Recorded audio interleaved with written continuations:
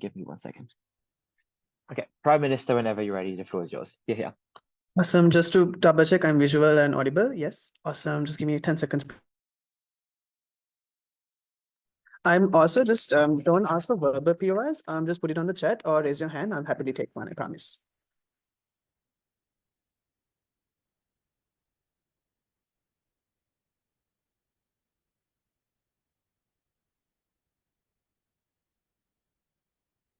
Awesome. I'll start my speech on my next word. For opposition to claim that the most vulnerable communities get change in the current justice system that asks you to be very rich or very privileged to access any form of real change is a farce. Opening government's claims are twofold. First, we want to tell you that we don't really need to tell you anything beyond the fact that there are significant harms that have been created historically by the law, by like civil litigation. And secondly, that this system is compounding in nature and getting worse over time, meaning that the amounts of damages that the most vulnerable face are often like long lasting. Our very simple burden then is to tell you that people on minority communities, the poorest, who often need access to these types of changes, don't have it right now within the civil litigation system. Let's frame what the realities of the litigation process right now are, because opening government would like to claim that it is crippling the judicial system. Note, the place where this debate matters the most are in counties and state level courts where you don't have the most amount of funding and are the most average courts that are accessible for civil litigation. What are the problems they face generally? It is A, that it is severely understaffed, B, that it is underfunded, and C, that it is often forgotten. Because look at how civil cases are treated right now. They are framed as trivial, meaning they don't really garner a lot of media attention, and therefore they just don't get a larger level of change in terms of just funding and access to resources. The issue here, and fourthly though, is we think that often the courts that have to listen to civil cases are also the courts that have to listen to criminal court cases. Why is this all very important then? Because it suggests that courts are not equipped to deal with the multiple cases that are being thrown at them daily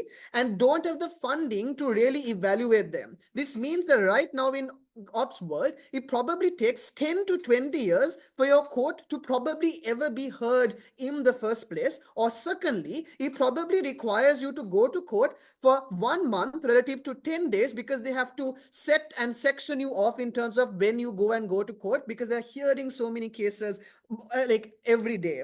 The reason why this is very important for you to note then, Judge, is that the litigation system right now, because it doesn't have the capacity to hear all of these types of cases, often suffers with actually being able to properly evaluate seeing civil cases, period, but secondly, and the more important one is criminal cases that also go into these types of courts. The reason why this is true is because now you have to hear a court case that is about some random lawsuit against Walmart that you will very unlikely win, and I'll explain why that's true, versus criminal court cases that are often much more severe, but often also just don't have the capacity to really listen to these types of things. But the second thing that is also really important here is for you to actually go to court and get any form of real change. You have to go to private law firms that ask for a bunch of things. They ask you for loads and loads of money because they sell themselves as being the only ones that are capable of actually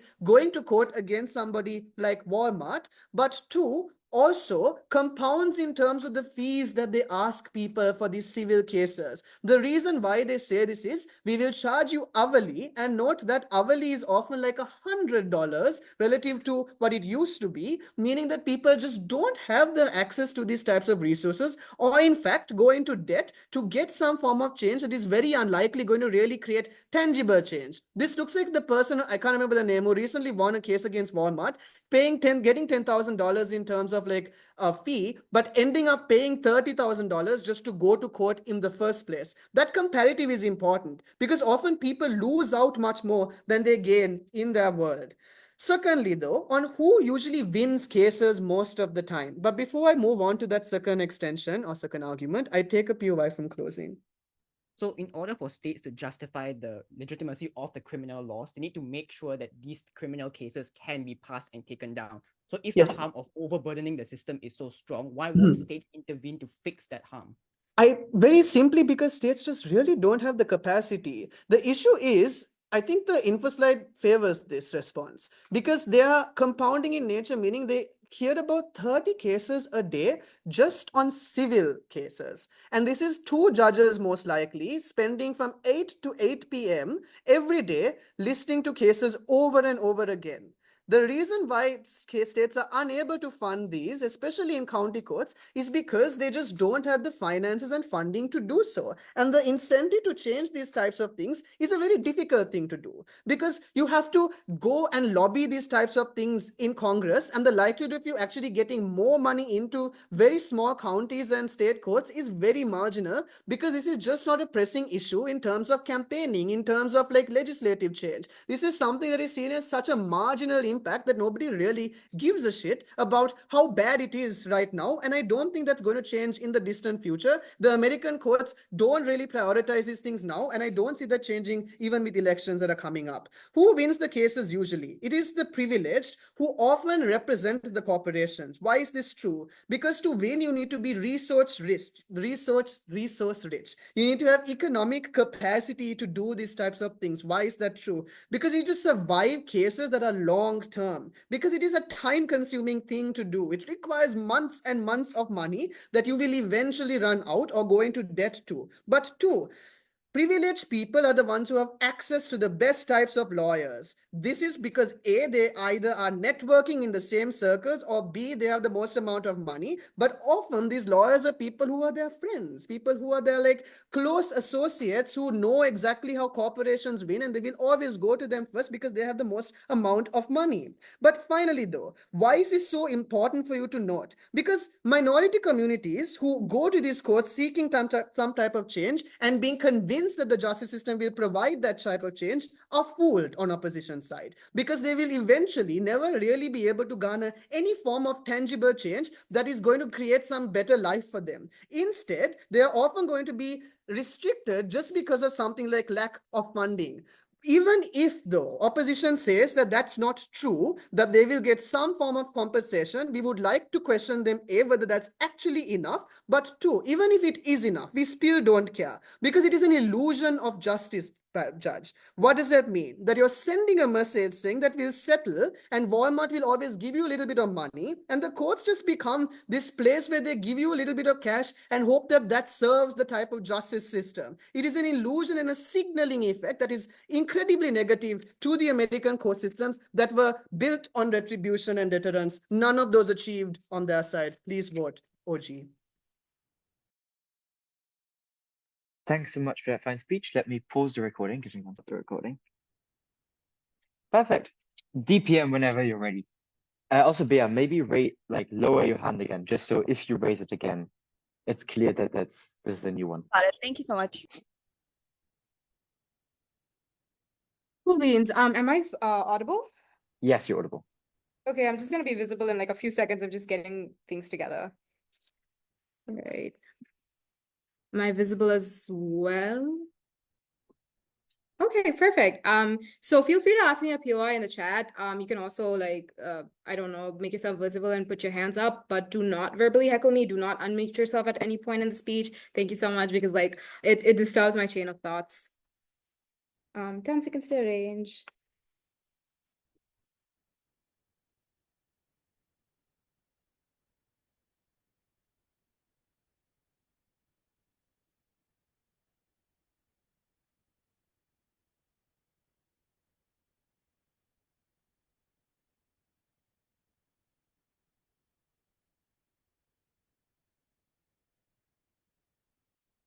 Okay, great. On my first word. In the last 3-4 terms, the US government, whether it's Republican or Democrats, have not assigned any level of resources and funding to any state level or district level courts. This is incredibly important. This shows to you that the stagnancy in the amount of resources that exist on a county level exist. And the problem is they're still tasked with both civil law and criminal law, given the differences between a basic civil law could literally be a person suing Walmart for having an expiry date on a chips packet versus a criminal law where somebody died because of chlorination of a certain indigenous community. And the problem is simple, is because the number of those expiry date cases are clogging the system so badly that inevitably the compounding numbers have stagnated the hearing of criminal cases. And even if not criminal, let's do their best case of very important civil lawsuits that must be heard. Here's a bunch of framings before that. I think first, we'd rather have arbitration and mediation. Note that the motion does not demand this out of us. We must show you that there's been more harm as a result of increased civil litigation,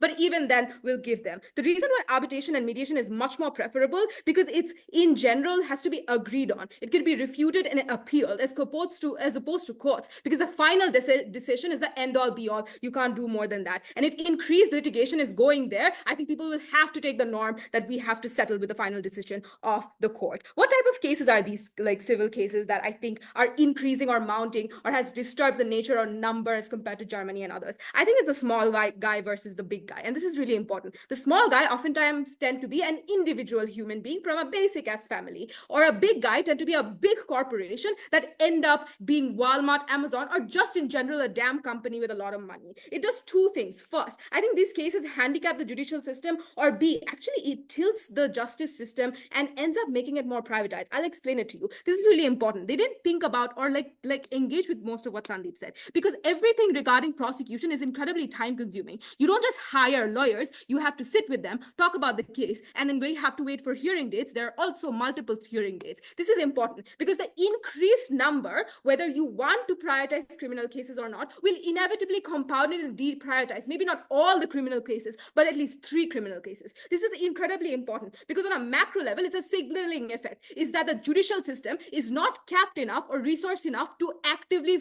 make sure that the state is okay in cases of criminal. But on a very basic level, this is more important because those 30 cases have very immediate harm and impacts that are more proximate to us than anything that OP says. What are these? It ends up being harassment cases. It ends up being cases like chlorination of indigenous communities. In the meantime that it takes 1 more year or even a damn month, 2 people has already died and 1 girl was probably tracked and stalked while the prosecution failed to keep the public protected or jail the person, or the hearing didn't happen in time. This is incredibly important because I'm not saying criminal cases cannot be prioritized and state might not intervene. State can intervene, but the sheer number and mass of litigation will inevitably backlog a bunch of criminal cases, will be out of hand. They need to take us and engage us at our best case. Let's now talk about privatization, because I think they can talk a lot about individuals getting more accountability, and this is very interactive with them. They don't end up having any of that. They don't end up having any of that primarily because the increase of no subsidization from government or funding has actively meant more companies have come into that gap to fill it up. This essentially means every damn law firm in America is rich for a reason, and every lawyer is rich for a reason, at least most of it. The important part is here. They know where the demand is. They move according to demand. What do I essentially mean by this? These lawyers, law schools are all very closely affiliated. It's likely that a CEO or a billionaire or just CEO of a damn company lives in the same neighborhood as the lawyers because they have come from the same income bracket. So it's likely that they'd rather work for big companies as opposed to individuals who'd be filing cases against them because there's very little money to earn from it. This is really important because they talk about this accountability, and we've already preemptively refuted that it's an illusion of accountability. The worst part is they actually make a very good concession in terms of information. The more and more you increase ties between these lawyers and companies, because guess what? There's an increased litigation in society. This also allows companies to know that more and more people or a certain type of pattern of people are filing litigation. The reason why this is important is information collection, data exploitation. They can actively track a pattern of how to settle, of how to oppress individuals, because a greater number means greater expression or ability or experience in these courts, which means their ability to stack up their law firm lawyers within their corporate world increases. So today, when I file a litigation for an expired date chips, tomorrow the person who's died because of chlorination will somehow be preemptively seen, known how to dealt with, and actively oppressed. The idea is simple. There are civil cases that are important, but a fuck ton of them aren't. And the reason why this is also incredibly important is because Sandeep explicitly tells you the fact that you can earn money from litigation and settlement actively pushes middle-class people to file lawsuits over very silly things. Before I move on, I think I'll take closing for interaction. None. Great. Opening. Yeah, not only is this uncomparative, do you prefer a legal system that's fast but assured to rule against minorities, or a slower with at least more diverse legal scholarship to award minorities? I think you then needed to do more job in telling me why it is fast, because I think Sandeep tells you, right? 30 cases from 9 to 5 is important. And this actually brings me to something I wanted to impact. When you're dealing with 30 cases from 9 to 5, it essentially means it has disturbed you. Going from a criminal case or a very important civil case to hearing about chips probably pisses you off. We already know about human bias within the court system. I think it exists on both sides. I'll make the trade-off, but it gets worse under op, because now the increased number of litigation and sillier litigation screws with your ability to give a very important decision in current context. And I think that really drowns them on that POI. Thank you for that. Let's really impact it now at the end of the day. Because what do we give to you? I think we were supposed to prove to you in like the current context what the increased number of litigation has done. I've actively outframed them on the most niche level. Why do we also think we've outweighed over the most important things? Because I think I tell you about the most interpersonal interaction with litigation, which is to say how people or individual people at state level and district level interact with the current judicial system and what the trend has done. The problem with the trend is it's oftentimes unstoppable. The fact that there's currently a norm that you can sue and settle gives you first a delusion of like the fact that you can benefit off of the system. But the problem is the signaling effect in the long term is, yes, you can settle and get away with it. It plays on both sides of the coin. While sure, 10,000 for a student like me is great because then I get to go home more to my country. But the fact that everybody damn else will also just get settled means that one person died of chlorination will also get settled. Thanks very much for the very fine speech. And I will call DLO to continue the case on opposition bench. Here.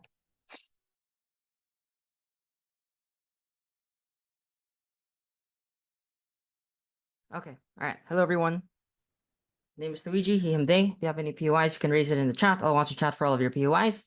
Yeah, that should be good. All right. Also, for record, I know I'm being recorded, but I'm also recording myself for purposes of the YouTube channel. All right, game. Let's begin.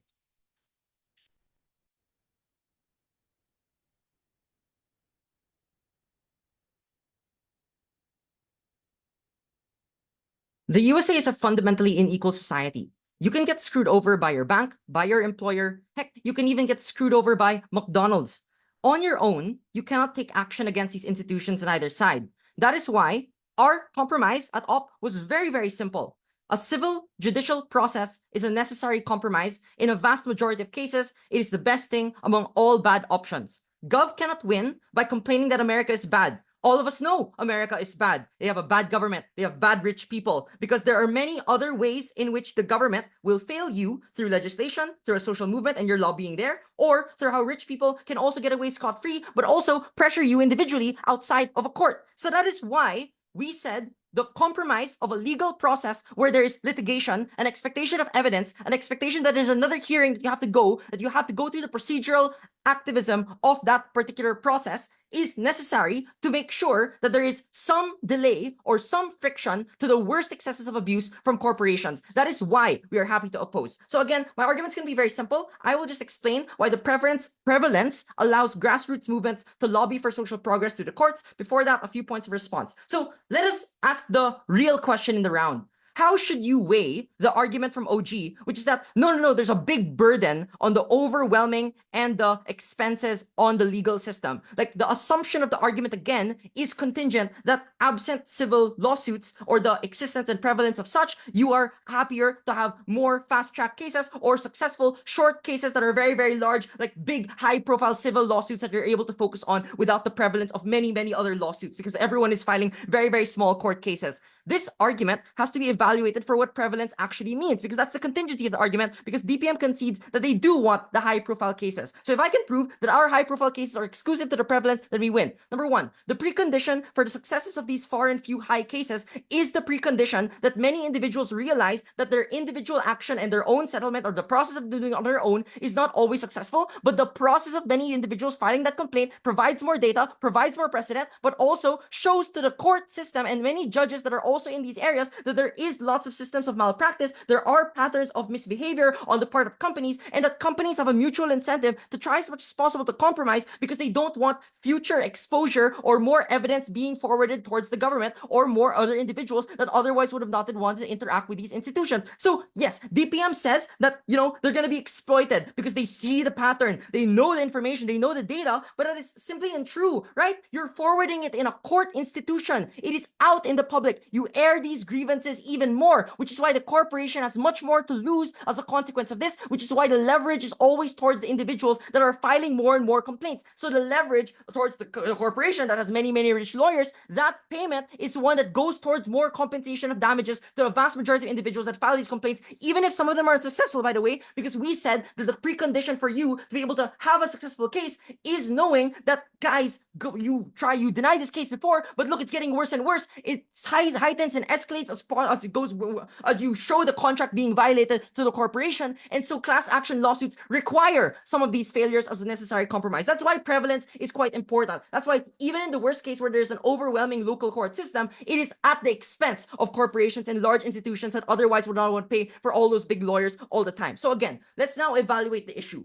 The issue is, what does it mean with respect to inequalities of the justice system, right? They say all their networks with lawyers with one another, they help with one another. That's why the rich people are in cahoots with one another, and that's why they're in cahoots with the prison system and all the police and whatever. The inequalities of the justice system should not be a winning contention for them because they're not contingent on the procedures of civil law because they assume that suddenly the reduction of civil law will mean that you're able to have a faster arbitration absent this. But we said that arbitration can be more exploitative if the evidence is not aired out in public or if it is not put through a court system or not put through a litigation process where there is a gathering of evidence or a witness testimony that is actually put on paper. The documentation process is necessary because that is how you gather your case in the first place. But absent that, you have individual people that are targeted, that are, mugged at face value and are forced to never even come out at all as a consequence because they have no legal recourse to do so. So that is why their side is substantially worse. So again, let's be clear. There's mutual beneficial incentives for the prevalence to improve these cases and them getting better over time. And it's good for the state and also good for others. So I'm kind of building right now, but it's also functioning as a response. Number one, local judges are able to specialize in civil cases because they expect more and more cases happening in the future. So they become clear on where the the lines are for when there is an actual clear violation of the contract through a particular corporation.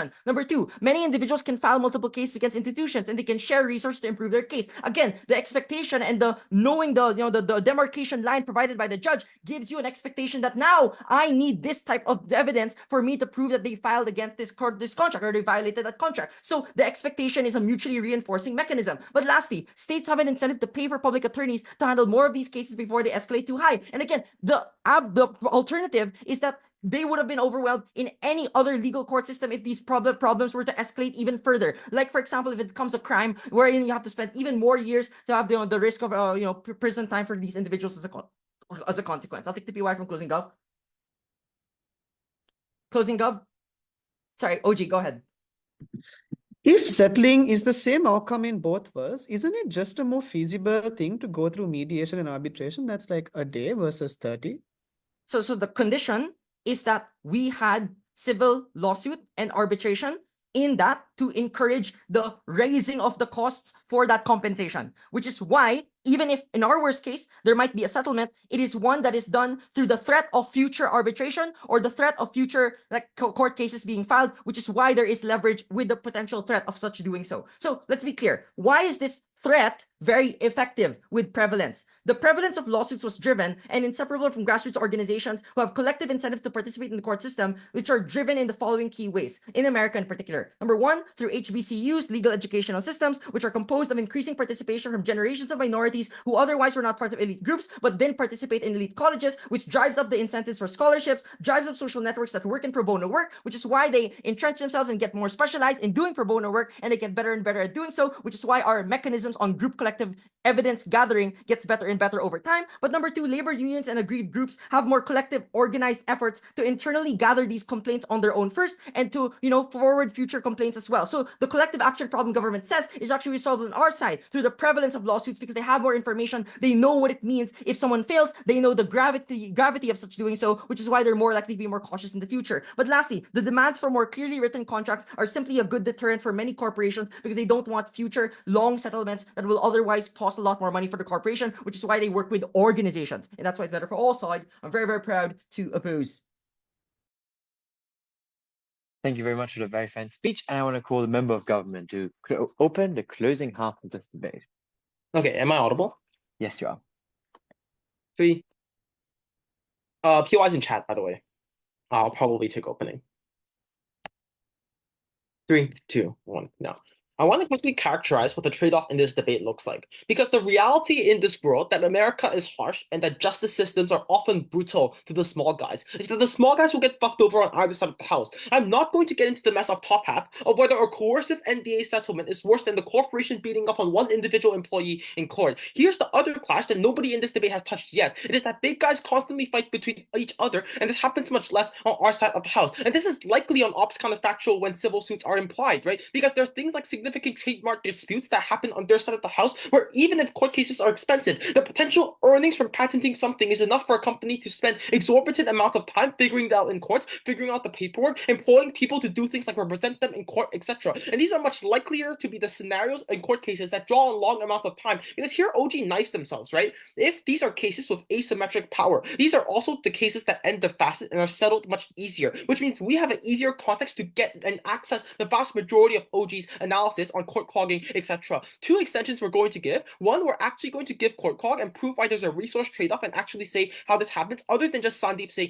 they're underfunded. Like, guys, why the fuck are they underfunded in the first place? But the second extension we're going to give is that this allows businesses to take more risk, given that the potential of innovation taking long amounts of time in court diminishes significantly now on our side of the house. Because on the first extension then, we're going to prove how court clock happens. Sandeep says the words, that there's a trade-off with criminal cases. But they never prove that there's an underfunding epidemic, which Umar correctly POIs, because presumably, if they don't prove this, the state could just step in and fix the problems that they say in the first place. But we just met this even outside of the frame that we provide on big versus big conflicts, because that already intuitively interacts with this extent, or already intuitively is much better than OG's analysis, because these are longer cases to resolve. If both are large companies that already have pockets in the judges, have money in the judges' pockets or are corrupt, etc., these obviously are cases that take longer amount of time to solve, which undercuts their trade-off on saying things like criminal cases are now on our side of the house easier or more faster to adjudicate. But also, 1, empirically, during COVID, courts shut down and they are still reeling from the damages of this. This is because of health and safety concerns, which has created in the US a 3-year backlog of cases that should have been evaluated in this period. The Texas courthouse reduced capacity to 25% during the pandemic, and pending cases grew by 180% during this period of time from 2020 to 2021. But second, the county and state courts suffer from chronic understaffing, and this is a different way I'm going to mechanize this from opening half, which just said, trust me, bro, the structural reason is this: not every state is the same, because oftentimes the way US tax policy works is dependent on the relative wealth of this neighborhood. So maybe the New York county's government court is able to sustain themselves and not have this backlog. But I cannot say the same for Arkansas. I cannot say the same for Minnesota. But thirdly, it's much easier for judges to obviously always pick the civil cases instead of the criminal ones. This is because more adjudication makes the courts look more efficient, as they do things like vie from funding for the national government and want to make sure that they get a larger piece of the pie, which means obviously they pick easier cases to do things like pick on in the instances where civil suits happen. But second, they are often less controversial than criminal cases. People are much more sensitive to criminal criminal cases because they fear that this is more proximate to them. And oftentimes criminal cases empirically in the US get politicized because there are disputes on whether or not things like gun control should be allowed, and judges do not want to do this that jeopardize their careers, which means obviously they're going to take the easier path out that allows significant amounts of lobbying, etc., or that doesn't get them penalized by the rest of the public or influence their own opinion. The impact of this is very easy, right? The counterfactual breaks the deadlock on top path because OO says this is bad for minorities. Sure, but we actually get the cases that matter much more at the point in which we prove court clock reduces significantly. Because even if OO is correct and some minorities can win more civil cases on their side of the house, this matters much less than the big cases because even if you win a civil case on OO and we can buy all their analysis that the justice system gets better within the civil litigation courts on their side of the house, you get some punitive damages paid for you, maybe, but you never feel full retribution until the person that punished you is behind bars in the first place, until the reason as to why the pipeline built and rampaged and trampled on your families within indigenous communities, and these particular individuals were in jail in the first place. So if the impact that we get on opposition is retribution, we fulfill this metric significantly better. Second extension then, on why businesses are able to take more risk, because if the small guys are fucked over on either side of the house, the big guys fight also then happens less if that is the majority of what these civil courts are necessarily used for within the status quo. Because on their side, businesses perceptually and preemptively do not want to enter this because they are scared of being sued. Why are people overly likely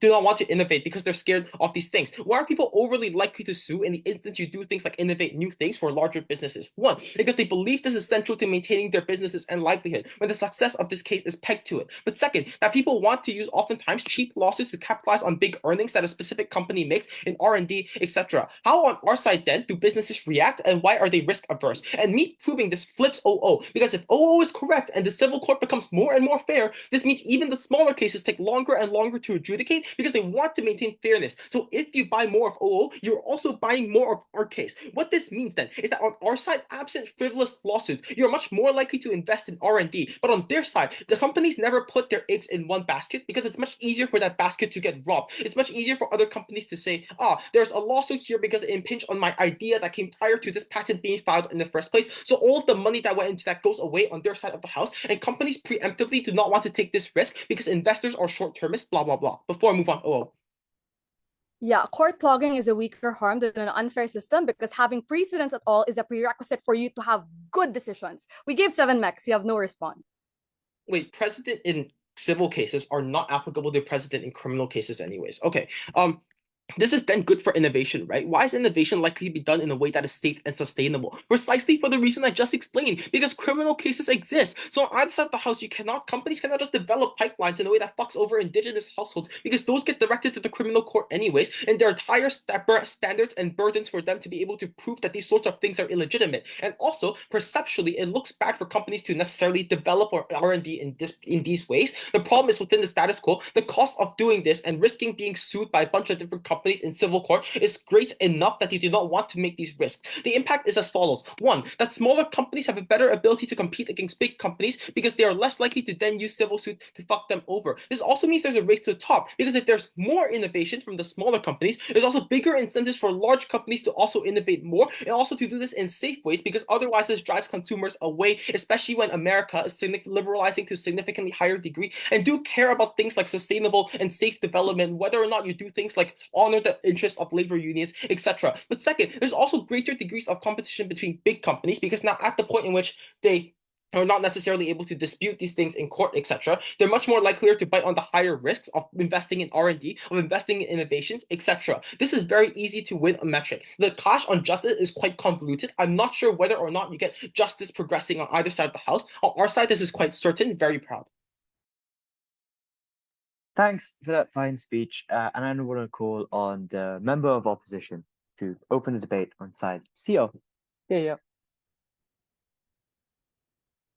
Am I audible? I seem to have some internet issues. No, you're audible. Okay, perfect.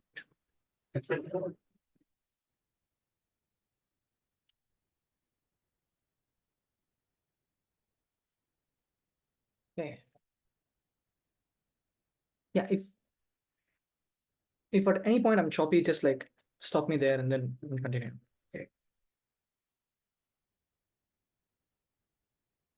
But yeah, maybe lower your hand again, just to not confuse with POIs or anything. Sorry, my bad. I always No forget worries, that. no worries, no worries.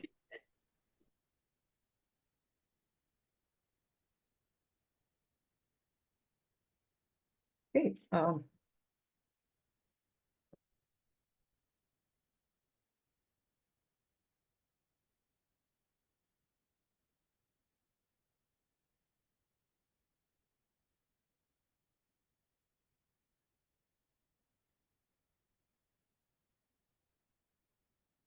Okay. I want you to understand why this debate is specifically set in America. If the arguments run in this debate exist in Germany or Asia, then the teams are not really taking up the burden to analyze why this is specifically set in America. What do I mean by this? Whatever OG says, things like, oh, look, there's burden on the justice system, there's high legal fees, minorities are sad. All of these things also exist throughout the world, which means to uniquely win this debate, the burden is to show why this prevalence specifically in America, what harm or good that has done, right? I think that is the exclusiveness of what you need to prove. DLO tries to do this, but then does a really bad job, and I'll extend on why specifically class action lawsuits have enabled people to get justice and the impacts of that. But moreover, we'll tell you, even if you lose the class action lawsuit, why you're able to like get better outcomes for the public and like reprimand their behavior of the companies. I have 6 mechanisms for a characterization extension on why this prevalence manifests into specific things in the United States legal system that enables them to form class action lawsuits. What does this prevalence manifest to? I think this is largely 5-6 things. First thing I wanted to note is that because of a huge number of cases, they were forced to make legal frameworks such that explicitly says that it allows plaintiffs with similar grievances to consolidate their claims into one lawsuit. This exclusively came about because of the easy structure of or the prevalence of having civil lawsuits in the US. Most countries don't have this. I think most countries, you can't also like go ahead and file a civil claim against the government as well. Because of this prevalence, it made sense for them to go ahead and have this framework. And secondly, I want to note, right, that courts in the US can award damages that not only compensate the plaintiff's losses but also punish the defendant for their bad behavior. This specifically came about because of the huge number of cases, and they wanted to deter the civil cases that came about, which means in order to deter that, the punishments were heavy or huge in number, or the cost of the punishment was huge. I think what this translated to thirdly is that lawyers in the US specifically work on a contingency fee basis, meaning they get paid if they win or settle the case. This doesn't happen in most places in the world. The only reason this exists is because they have a huge number of cases. They can go fishing for cases, and they can hedge their bets on, if I do 6 civil action, class action lawsuits, if one goes through, I'll make $1 million bonus this year. I think this does not happen without the prevalence as such. But then, because of this prevalence, right, they're actively looking for the civil action lawsuit, class action lawsuits. They're going ahead and trying to get the class action lawsuits as much as possible. This largely means that they're going ahead and doing legal marketing and public awareness. No country in the world where you go ahead and say, if you have been wronged for even a $10 product that gone wrong, you need to come to us and we can win you the case if you have collectivized people and come and do this. But secondly, I wanted to note that politicians were really supportive uniquely in the US against class action lawsuits. And the reason for this is this started off with small harms, somebody faced a small harm, like a farmer who didn't get a proper equipment collectivized together, and then they sued John Dairy or whatnot, right? This looks very good on a politician's resume. This looks good to support these things and play on and vote on these things, which means they generally supported class action lawsuits. But then lastly, I want to note, right, most amount of money in the world is generally the US civil system case, or the judicial system has the most amount of money in the world, which means they're built to do this, and they're uniquely doing this. The impact of this is threefold. The first thing to note here is that class action lawsuits are crucial in holding corporations for their bad behavior. For example, things that are very, very, very bad, right? Data breaches, environmental damage. These things can't be won by a single person. Only a large number of people coming together can actually solve this. But I also wanted to note that secondly, the access to justice. Even if a $10 product goes wrong, you have the capacity to go ahead and fight against a corporation. That is not possible if you don't have class action lawsuits. But then thirdly, I want to note this increased litigation costs for businesses, which is to say that when you collectivize together, and then, I don't know, your huge legal firm is backing you with all their money because they think that if I can hedge my bets and make money, then like there's a lot of places where this litigation cost in and of itself is bad for businesses. This means this class action lawsuits like really scares them, because it's not only massive financial exposure where they could go bankrupt, but also it's just reputational damage. Their stocks go down. Thirdly, there's legal precedent that comes about once like these lawsuits are won, which means you can never ever go back to business back again. These are things that are generally bad and very, very hard to recover from. And there is no real way to fight against this if you don't have class action lawsuits. I've proven to you at this point why the prevalence of this system enabled class action lawsuits, and why class action lawsuits hold businesses accountable. I'm going to do the next thing is why even if the class action lawsuits go bad, it's good for people. There's one thing that is very, very important here, which is that only in the US you have the capacity to go ahead and sue the government, and in most countries you don't have sue the government against a civil case. I think a class action lawsuit is uniquely constituted by three things. One, it has increased publicity because there's a large number of people involved and a huge legal firm backing them, which means there's a lot of media coverage about this. There's also like legal firms marketing that goes around in places. But lastly, it also comes in like your social media feed and whatnot, because they're actively looking to get more class action lawsuits. This is the only way to make money, right? I think secondly, I want to note the settlement notices are usually huge in numbers, right? $1 million to each plaintiff that was affected by that was affected by the government in the Flint, Michigan case. All of these things generally are just like big news statements that people generally are aware of.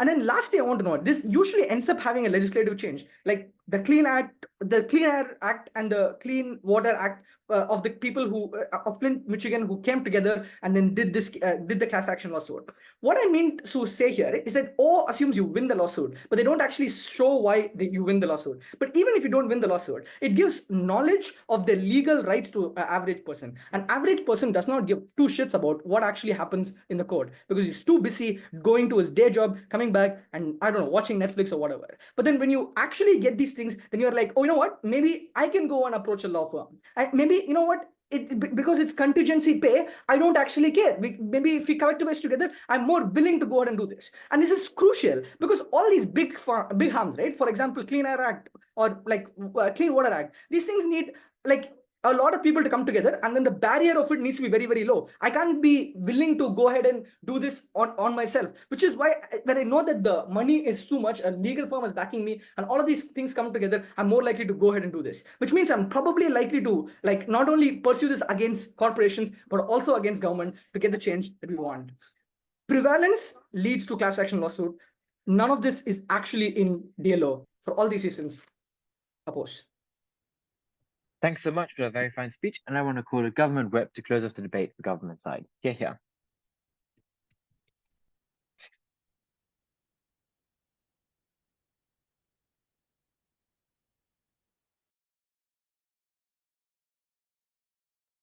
Hello. Okay. Can you hear me and see me? Yeah. Awesome. Both. Great. Thank you. All right. I will take POIs in the chat, or if you want to like open your camera and unmute, that's also fine. Oh, don't unmute. Sorry. I just meant open the camera and wave. Sorry. Okay, cool. Start my speech in 3, 2, 1. I just love these motions where everyone shits on America and talks about how the small guy always loses. I agree, but that's also why the top half clash isn't actually that important. There are a couple of reasons here.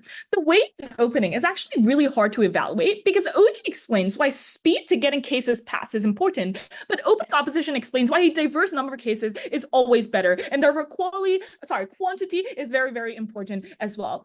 I think opening opposition might be right, that opening government doesn't really provide a good counterfactual, that settlement might seem worse for the poor little guy. But I think that insofar as we agree that capitalism is a very crucial feature of America's society, and that even if settlement was less prevalent, that civil courts still exist, the barrier for small guy to sue larger companies is always going to be huge, to a point where even if it's less prevalent, it's unlikely there's huge margin of change. Because if you flow the OO really, really carefully, as much as they sound really mechanically robust and great, the more that they explain is, one, there's a record of civil cases at the very least you can investigate. Okay, great. now we know there are a bunch of folders in the storage room. Not sure why there's an obvious good here. 2, you can say that at least you can try and negotiate by threatening litigation. If I'm one guy trying to sue Walmart, not sure why that's going to be a threat. But 3, there's pro bono work. Oh my God, we can rely on charity. Like, guys, really? Is that intuitively what came from the prevalence of litigation and like prevalence of civil cases? Presumably these are very, very small margins. So if you track carefully, opening opposition and closing opposition are both struggling to explain the margin when it comes to social justice.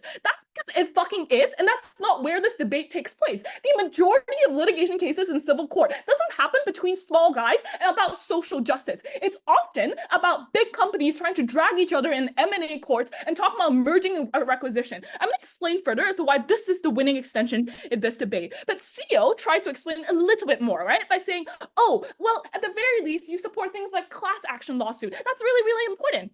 Couple of responses here. 1, I think this is likely to happen on our side of the house anyways, because this is not a debate where the civil courts disappear. This is just a debate where the civil courts or civil litigation is less prevalent. These class action lawsuits are presumably high profile and very, very important and have a lot of people that have a lot of stakes in it. This means that these are cases that are likely to push forward in the first place if a bunch of people are really, really unhappy about how they're treated, either it's discrimination or some other way. But 2, we think that when there's a less prevalence of these class action lawsuit, it's actually more powerful. The reason why the one guy that won against Walmart in a very bad human rights abuse got so much media attention is exactly because it doesn't happen every day, that it happens once in a while. That's important that people report on this because it's not something that people are desensitized to. We get that better on our side. If you want social justice, if anything, it is probably better that people are not bombarded by civil cases every day. So we think in terms of social justice, small guys, whatever, this is not where the debate takes place. And this is not the reason why the system is set up to be so stupid. Because we agree that fairness needs to be distributed. But how much can a small employee clog the system anyways? This is just a sue. We think that the amount of clogging and resource constraint doesn't happen where opening government talks about in individual and state level, but it happens when companies decide to sue each other and drag on legal fights, because that is the culture that's been created as a result of the American society. I'm going to talk about why this is a winning extension, outweighing all of the other houses. Before I go on opening. Yeah, you never prove why big companies stop being big, so I don't know what your change is. It's precisely the US is decentralized that you need to rely on civil law because that generates precedents for future cases, even if you lose the case. Oh, no, I'm not saying big companies stop being big. I'm saying they're big and big companies fight each other, and that's really, really bad. And there are a lot of harms to that. Small guys fighting small guys, not going to cause a clog anyways. Small guys fighting big guy, again, America, capitalism, not sure how much they can get out of this, regardless of settlement or litigation. If it's a bunch of folders in storage room, that's not where the margin of this debate is as well. Why is it that companies sue each other, and why is the system set in a way that you drag people into legal fights when it comes to big businesses? And I think CG actually concedes this, because unlike many countries, American lawyers often work on contingency fee basis. That's why everyone wants to go into law. That's why people think that they have to go out and find cases, because if you win them, and only if you win them, can you actually get a huge amount of compensation at the very end of the day. Like, there's a reason why, like, out of everyone who debates, there are 50% of us that want to go to corporate law because it's fucking lucrative in America, right? Like, people want to get into it exactly because you're able to get other places to argue cases and therefore create huge amounts of settlement, huge amount of money as a result of that. What this does is that companies, at the end of the day, on our side of the house, will probably still fight for things like patents and intellectual property that are really, really important. But there are a bunch of things that they would have otherwise not fought in, and at least not have legal departments that have attracted top lawyers' talents from other places to actively fight in mergers, acquisition, or a bunch of other stuff that's just not that important. These are also legal fights that get dragged on over and over again because these lawyers have the exact incentive to escalate it so that they can get more settlements after this long battle has been fought. Sure, big companies are still going to stay big, but in a world where these civil cases are less prevalent, we think that they're more likely to be settled quicker. We think that lawyers have less incentive to actively escalate this in a pernicious way, which means the way that the resource constraint exists in the system happens in a much a much less pernicious way, because the huge amount of cases that we're talking about today isn't between individuals, and the prevalence isn't caused by individuals in the first place. It is caused by companies fighting in things like commercial disputes, intellectual property claims, antitrust. passed a bunch of all of these things that some might be important, but others might not. But because they've already set up a legal department and all the lawyers are like, oh my God, let me fight more cases so I can get more money. That's where the resource clog ultimately exists. Very, very bad for businesses for a couple of reasons. Sorry, no more POIs. Firstly, this probably is really, really bad because it passes cost to consumers. So the money they use to set up legal departments, which if you look at like Apple, right, they have a lot of money, but a huge amount of that actually goes into setting up people like legal departments and like, letting like letting debaters get into corporate law, things like that. All of these legal fee settlements increase insurance premiums as a result of this litigation culture, actually gets passed on to consumers through higher prices for goods and services and actively raises the cost of living for themselves. You might think these are just one company, but in America, these large tech companies, as well as other big companies like retail, like Walmart, like Costco, makes up huge amount of people, like huge amounts of people's lives and actively increase the cost of living. But second, Justin also explains why they're more likely to be risk averse and less likely to innovate. And all of these things are bad because you create worse products in the future. So this debate was never about small guys suing each other because that's unlikely to create active margin in this debate. It is about creating a culture where companies drag each other into legal fights, actively harming their quality of our products and passing costs to consumers. Very proud to be on Closing Government. Thanks for that fine speech, and I want to welcome the whip speaker from side opposition to close this debate as a whole. Here.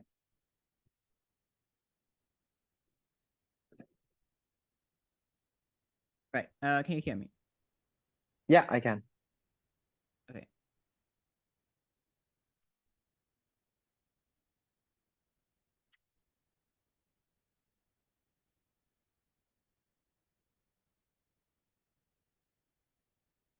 First, positioning the extension before I deal with the three teams. The reason why our extension on class action lawsuit and corporate responsibility towards consumers is the most important thing is because we analyze the thing that is most exclusive to the prevalence identified in the motion. This is critical because the issues that GovBench talk about are not exclusive to the prevalence of civil litigation. So OG and CG's claim is that wealth inequality exists. Problem is that doesn't change because even if there's no prevalence, you still have a smaller number of cases. But those smaller number of cases are far less visible, far less open to scrutiny, and don't have things where a significant majority of people are going to be held. So we have two unique winning impacts that differentiate us from the rest of the teams. One, by the explanation for why prevalence led to the birth of class action lawsuits, because as member told you to little response, the huge number of cases made the legal framework for class action lawsuits to happen. As CG says, because these things are lucrative, more people go into those fields. Also because courts pay a lot more in the US to deter people from filing these lawsuits in the first place. So this creates a new category of lawsuits that would not otherwise happen in the absence of the prevalence. Number two, the prevalence led to active participation and education of the public. And Gov concedes this because they say more cases enter the mainstream. The only way this happens is if more people get involved in the legal process. This is important because we get the average voter knowing that you bulk up on legal knowledge because they may take on a class action lawsuit in the future, where only a few cases get limelight on their side. So more and more of these cases gaining traction, getting media attention is good because people can start to dissect information that they gain of this. This is critical because we prove positive incremental change does happen. And note, Gov cannot win a debate by saying, oh, you don't have perfect access, so you lose. Then nothing can be considered a positive victory in the debate, right? I'm explaining that these changes were necessary to overhaul the system at its core. And what's an explanation on their side is that even if it isn't perfect, they have to explain why the comparative is better, and we get very little work there. I want to deal with the OG stuff on the mediation later on, but just flagging that they don't actually explain what changes on their side. First on OG. Why are trivial and frivolous cases unlikely to happen? And because this is the bulk of the material, we deal with this straight. One, ridiculous lawsuits get thrown into the public spotlight, which acts as a disincentive for the plaintiff who doesn't want to be the subject of public mockery and ridicule in the case of an individual plaintiff, and does not want to be the subject of public backlash and boycott for a corporation being the plaintiff. Number two, as OG themselves say, legal fees are not cheap. So it's difficult for the plaintiff to raise funds unless it's a legitimate lawsuit. Number three, because courts have ultimate jurisdiction of whether or not they take up the case, so they can drop unreasonable cases, which limits the extent of an overflowing of cases that OG talks about. So it's a self-correcting problem by nature of the American civil law. And there are two winning contributions that this adds to the debate. One, this breaks the opening deadlock and proves why the cases we get are overwhelmingly good ones rather than bad ones. Number two, this completely takes OG out because the entire case hinges on a boatload of unreasonable cases flooding the system. system, but also who is OG to unilaterally decide whether a lawsuit is good or bad? The point is, we don't know. We bring it to the court, and the court is able to arbitrate that process far better than us unilaterally deciding beforehand whether or not this is something that deserves a court case or deserves a mediation or arbitration or having an extrajudicial settlement at all. So that frames OG out. Second thing I want to deal with CG. The problem with CG is that a majority of their claims on understaffing, a trade-off of which cases you take up, are ultimately derivative of OG harms, so that's out. The second extension they deal with is that small companies can spend money on innovation rather than the legal costs of fighting off patent disputes from large companies. There are two major problems with this. The first is that this argument is only restricted to companies that engage in significant innovation. Again, the motion covers a huge majority of stakeholders that are not these companies, and they're also groups of individuals or organizations which do not have, like, they just don't suffer from this issue. Number two, this harm is once again symmetric. Like Amazon could just buy out a smaller company. Again, it's a very small margin by explaining why the harm of a smaller company being bullied out by a larger company probably isn't going to be majorly affected of whether or not the medium of that bullying happens through American civil litigation. Also, it just directly knifes OG because OG is about small guy fighting the big guy. So take that how you will. Okay, OG. CEO and CG care more about corporations that have the resources to actually recover very quickly. Even if they lose, their consequences are marginal. But if an individual that are the vast majority of cases that OG and OO are talking about lose, they lose so much more. Please engage. It's uncompetitive from the lower. Yeah, so the problem is that most of these people do, like when you want to enter the court case, do weigh these costs beforehand. And the reason why you get knowledge of this cost is because of that prevalence. There's far more legal services out there. Pro bono services want to be provided to you. The problem is that if they do not have the medium of having the avenue of these prevalent civil cases, and those people would suffer even more than they otherwise would do. The second thing I would note here is that we don't have to prove that all of these cases be successful. The thing about these cases happening in the American system is that one of them being successful leads to lots of change happening when people recognize that actually these companies can be brought down. So that's when you have legal teams of companies advising that you should actually change your environmental policy, that you should actually strengthen your health and safety regulations, because another company in the same industry recently got a case being put on them. Whether or not the case succeeds or not is a different issue, but the fact is the risk of this happening and the risk of it being common is something that forces these companies to change. So if we agree that the companies have a monopoly on power, this is the best way to deal with that problem. So this is why CG is out of debate. Next, I want to deal with opening opposition. They have two contributions here. The first claim they have is that you get more access, but this is unresponsive to both of Gov Team's characterization of wealth disparity in America, which happens anyway, the DLO actually concedes to. So another again, unfortunate deadlock of whether or not you believe that the wealth disparity acts in the favor of the small guys or the big guys. For our case, it's different by explanation of why the prevalence itself creates the avenues for the small guys to use these systems, regardless of whether or not they win. The second explanation is that these people at least get more knowledge and education of the legal system, which then empowers them to do any of the things they want to do. So we fulfill the prerequisite analysis of access by explaining why that access happens, how that access happens, and even if they don't get access to winning the case, why the existence of that case in the first place puts enough or somewhat pressure on these companies to get some change. The second thing they do is that they fail to deal with OG's alternative of mediation and arbitration, other than the response that we pressure extrajudicial processes to become better. The first thing I will note here is that mediation and arbitration is also unlikely to be very in the favor of the small guy on the side of opening government, for the reason that it depends on whether or not this goes well. Again, they can sway you with more money, they can sway you with more things like NDAs and so on. So it's, again, a very limited marginal victory coming from side OG. So in comparison, CO are able to win this debate because we actually explain what is the biggest thing this prevalence adds on top of what an otherwise system would have, because you still get civil litigations regardless of whether or not you have the prevalence. Our explanation is that prevalence makes the civil litigations that would otherwise exist become better, and we pressure these systems to act in the favor of the small guy. For these reasons, CO. Thank you very much for this very good debate.